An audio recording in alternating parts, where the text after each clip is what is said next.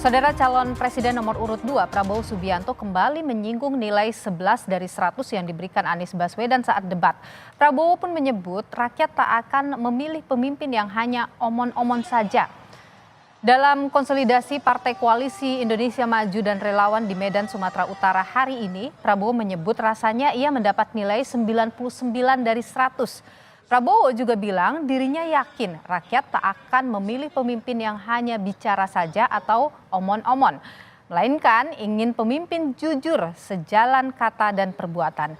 Dalam acara itu Prabowo didampingi Wali Kota Medan Bobi Nasution dan jajaran tim kampanye nasional. Mungkin nilai dari rakyat lebih dari nilai yang saya terima beberapa hari yang lalu di Jakarta. Di Jakarta saya hanya dapat nilai 11 dari 100. Tapi hari ini saya rasanya mendapat 99 dari 100. Saya yakin dan percaya rakyat Indonesia tidak mau pemimpin yang tukang omon saja. Tapi aku nggak sebut orangnya siapa loh. Sorry ya.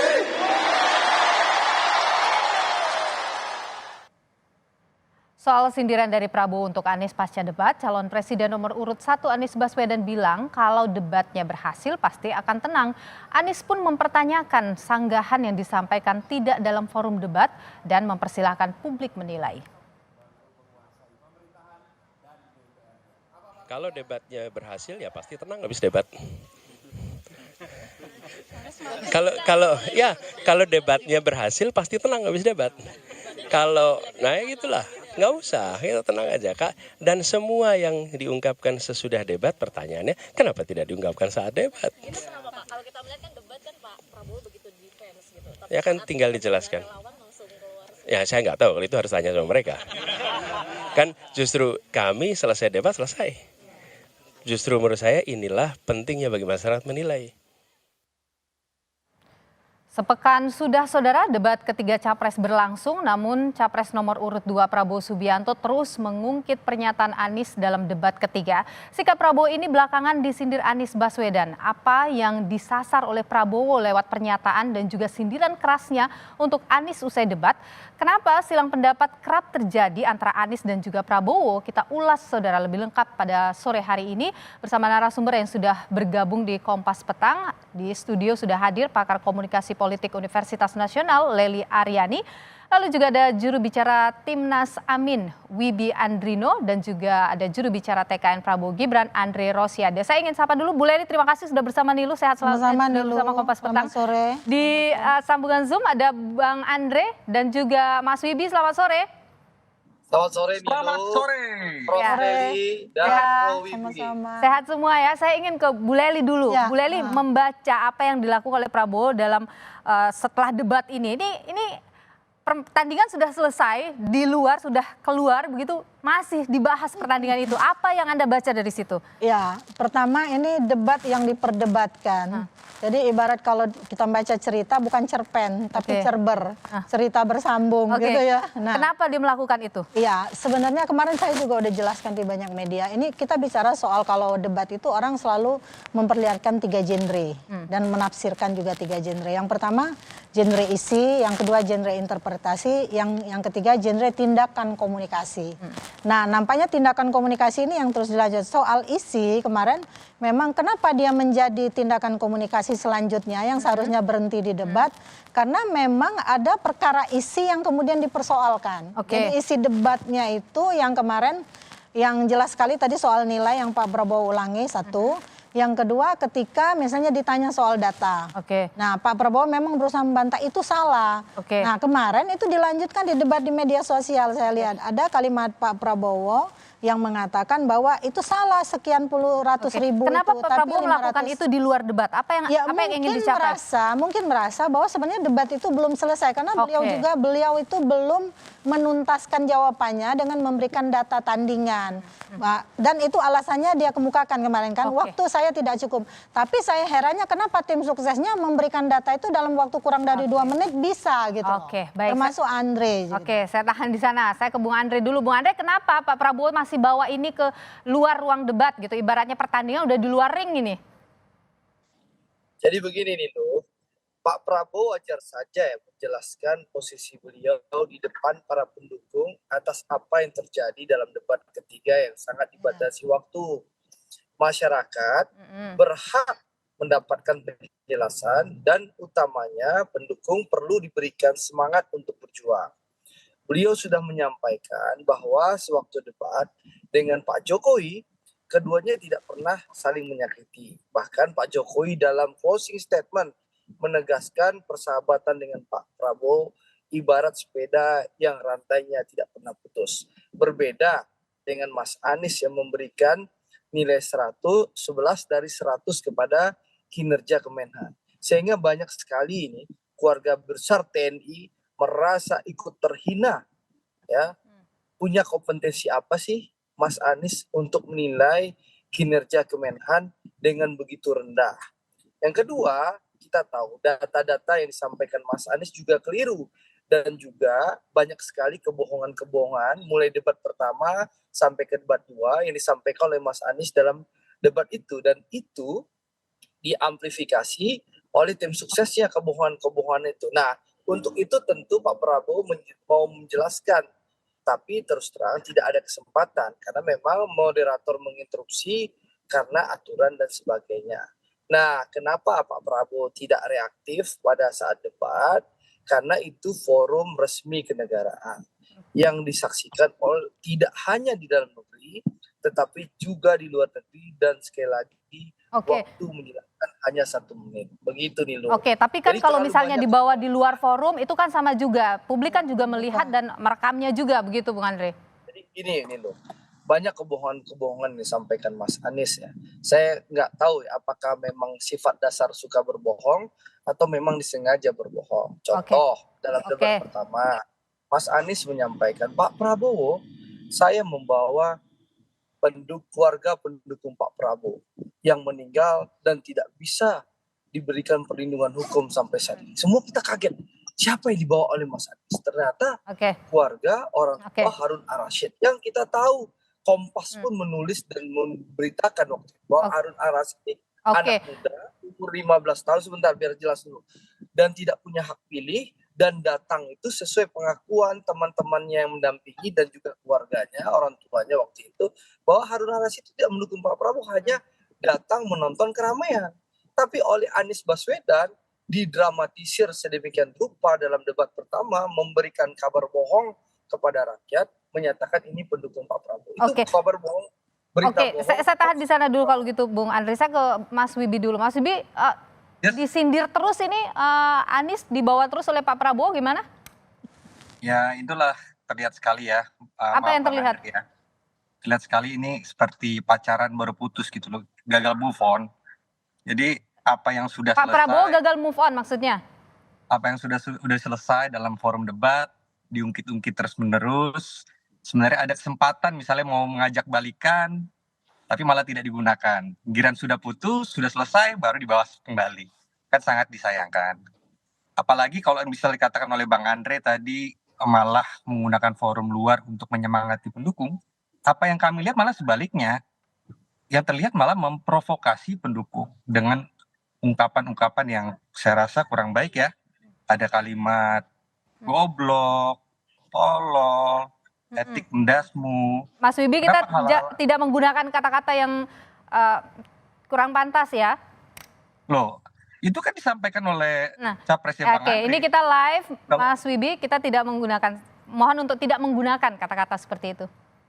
Ya mestinya itu juga disampaikan kepada capresnya Bang Andre, bukan hanya saya yang ada di sini. Baik. Dan ini yang menjadi problem kita bersama, gimana edukasi kita terhadap pemilih. Sementara hari ini kita mendapatkan kemarin ya, Pak Anies bahkan diancam untuk dibunuh dalam live TikToknya. Ini kan sebenarnya kan buah kekhawatiran kita bahwa provokasi ini menjadi suatu yang tidak baik nanti ke depan pada proses demokrasi kita. Oke. Seperti itu, Manida. Oke, baik. Saya ke Bu Lely. Bu Lely, kalau tadi disebut ya gagal move on mungkin Pak Prabowo. Terus kemudian Pak Anies juga kan sempat menyebut bahwa kalau misalnya debatnya berhasil pasti akan tenang. Ini apa yang Anda baca? Apakah memang Pak Prabowo-nya gagal move on dari debat itu atau Pak Prabowo memang tidak berhasil dalam debat itu? Ya. Sehingga dibawa keluar terus. Pertama, memang kita memberikan standar yang sama kepada ketiganya. Itu harus kita ulang-ulang terus ini loh, yaitu bahwa ketiganya adalah calon presiden. Jadi standar emosional, kapasitas pengetahuan, logika berpikir semuanya kita anggap sama. Gitu ya. Ketika dalam proses debat berlangsung perdebatan yang saya bilang tadi sebenarnya ini karena debat yang belum selesai jawabannya. Karena itu yang membuat Pak Prabowo juga merasa gondok, atau ketika saat itu Pak Prabowo belum membawa data yang padahal jawabannya ringkas. Karena tim suksesnya menjawabnya ringkas banget itu saya lihat. Oh Mas Anies data Anda salah, yang data di saya begini karena Anda Google-nya itu, saya Google-nya ini. Sebenarnya selesai di sana. Tapi ini tadi tingkat emosional orang itu kan berbeda, gaya komunikasi orang juga berbeda. Pola komunikasi yang dibangun juga berbeda. Kalau Pak Prabowo karena udah 3 kali ikut debat kita jadi hafal kan di debat calon presiden. Memang beliau sering memperlihatkan gestur yang kadang lucu, emosi gitu kan. Agak marah sedikit tapi juga mudah tersenyum. Kemarin sebenarnya di debat itu Pak Prabowo terlihat seperti melankolis sebenarnya.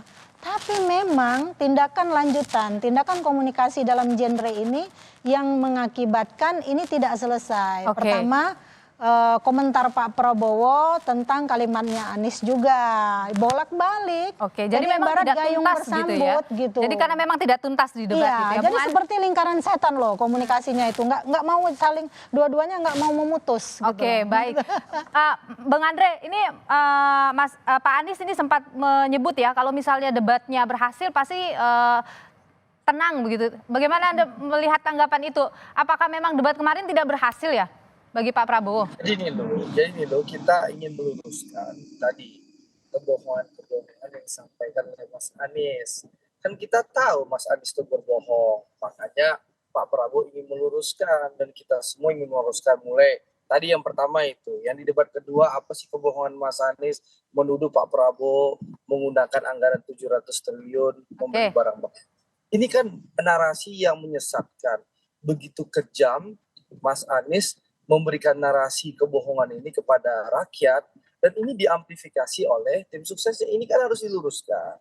Yang kedua misalnya bagaimana Mas Anies membodohi kita semua, menyatakan Myanmar dan Laos adalah pintu masuk Laut Cina Selatan.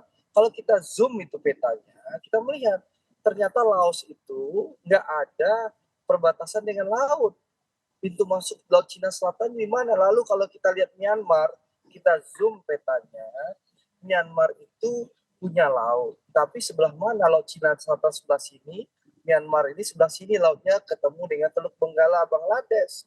Jadi banyak sekali data palsu, data hoax yang memang mungkin terbungkus dengan narasi kemampuan bicara omon-omon Mas Anies yang memang luar biasa.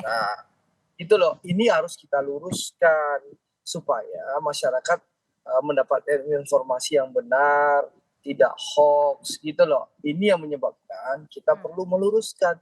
Jadi begitu Nilu. Oke, baik. Ini benar nggak sih datanya ini data palsu, data hoax yang dibawa oleh Pak Anies dalam debat kemarin? Mas Wibi, kita jawab setelah jeda ya Mas Wibi. Tetaplah bersama kami di Kompas Petang. Mungkin nilai dari rakyat lebih dari nilai yang saya terima beberapa hari yang lalu di Jakarta.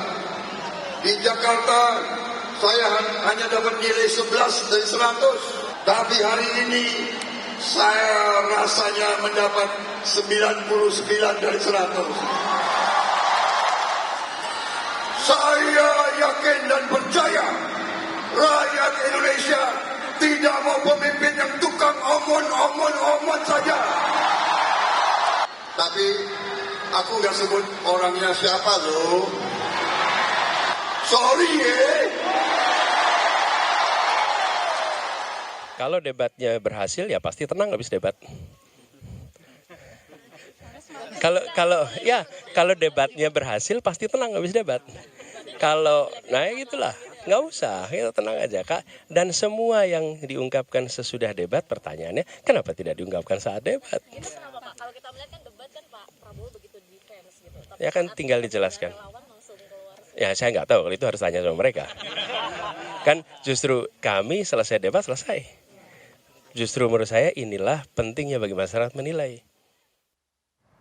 Kita lanjutkan kembali perbincangan kita sore hari ini, Saudara, bersama dengan Lely Aryani, pakar komunikasi politik dari Universitas Nasional, juru bicara Timnas Amin Wibi Andrino, dan juga juru bicara TKN Prabowo Gibran, Andre Rosiade. Saya tadi menangkap apa yang disampaikan oleh Bung Andre bahwa bukan tanpa alasan ini terus dibawa oleh Pak Prabowo di luar ruang debat karena ada data hoax yang dibawa, ada data palsu yang dibawa oleh Pak Anies. Benar demikian, Mas Wibi?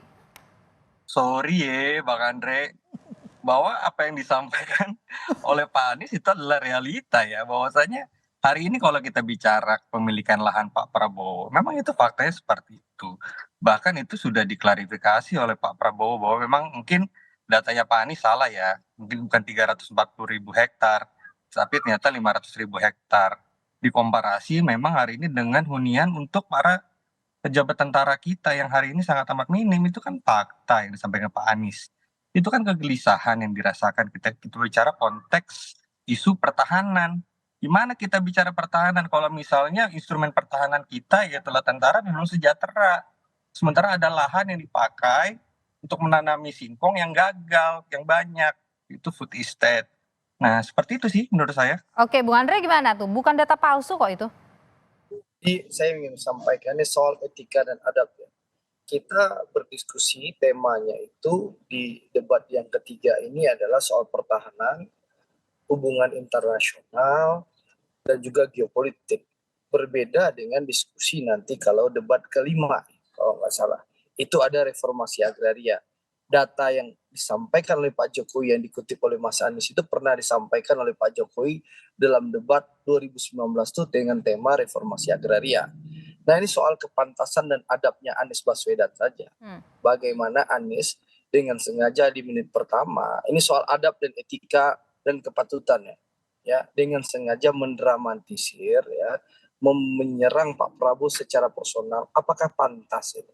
Ya, urusan tanah HGU-nya Pak Prabowo, HTI-nya Pak Prabowo secara personal itu diasumsikan seakan-akan Pak Prabowo tidak bertanggung jawab dengan prajurit.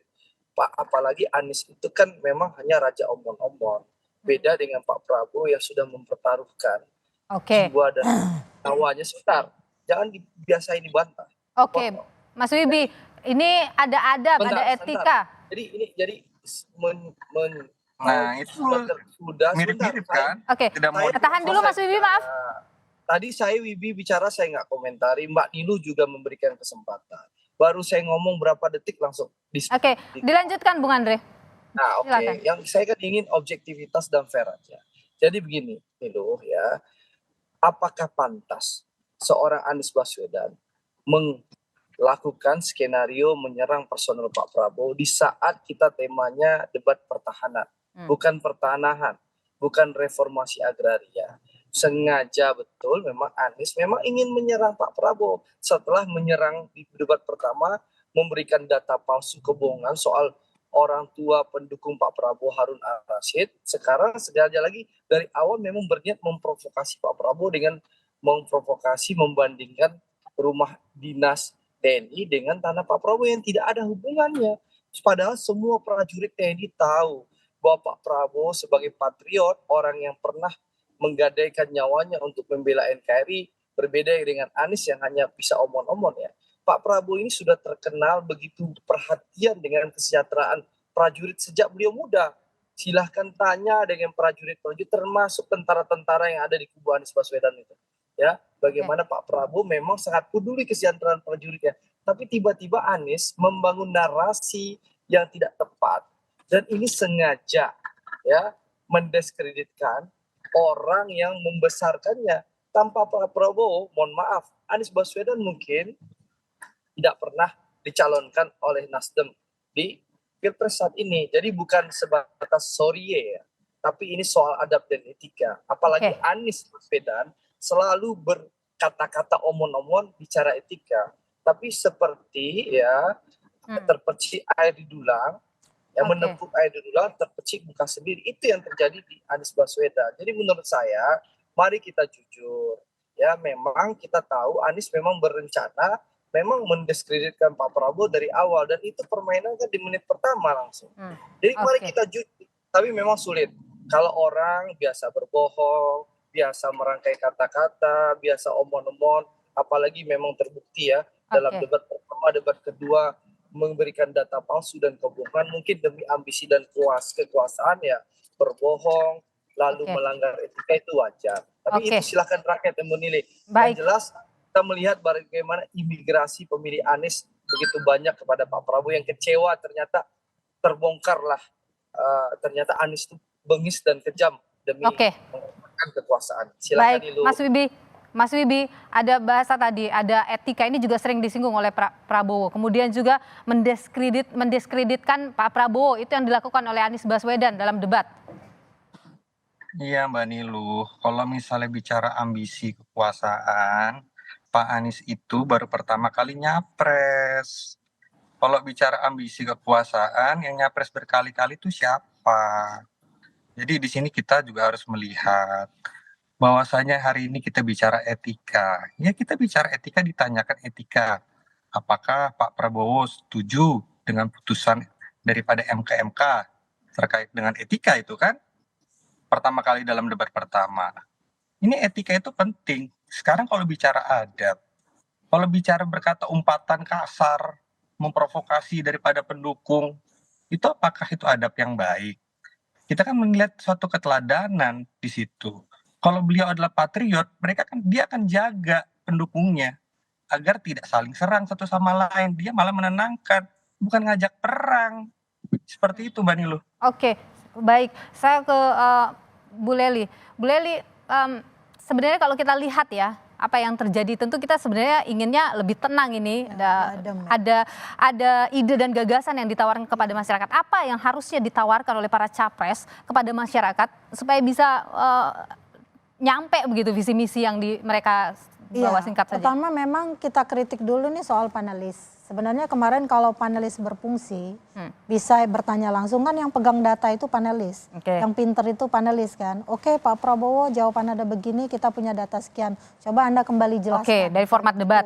Itu dari format debatnya juga. Jadi udah 3 kali nih panelis tidak pernah berfungsi. Jadi cuma ngambil kertas sehingga benar-benar tidak terlihat lah bagaimana kapasitas itu. Sehingga mereka berdebat masing-masing kandidat. Selain itu apa? Nah, itu yang menjerumuskan ya akhirnya, karena data yang dipegang oleh salah satu kandidat belum tentu benar menurut kandidat lain.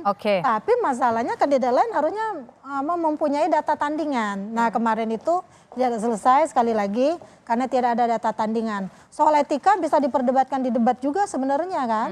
Mas Anies, Anda menjawab begini, Anda sebenarnya salah karena saya punya data yang seperti ini. Terus Anda nggak boleh ngomong ini masalah pribadi. Tapi kan ada pembelaan juga dari kubunya Anies soal tanah, itu diperdebatkan juga dulu oleh Pak Jokowi sama Pak Prabowo. Jadi hanya melanjutkan katanya. Menurut saya nih lo ya, nanti ada debat keempat sama debat kelima. Kalau itu memang terasa menyerang pribadi, pada saat itu saja dibilang. Langsung dikonfirmasi pada saat debat. Pada saat itu, jangan diperluas, diperlebar ketika udah selesai debat. Dengan narasi-narasi yang justru personal tuh sekarang. Di dalam debat nggak ada personal menurut saya. Di luar debat sekarang pada personal. Baik, Ibu Profesor Lely Aryani, pakar komunikasi politik dari Universitas Nasional. Terima kasih atas pandangannya Kompas Petang. Terima kasih juga juru bicara Timnas Amin, Wibi Andrino, dan juga juru bicara TKN Prabowo Gibran, Bung Andre Rosiade. Terima kasih sudah berbagi pandangan di Kompas Petang. Sehat selalu Bung Andre dan Mas Wibi, Bu Lely juga.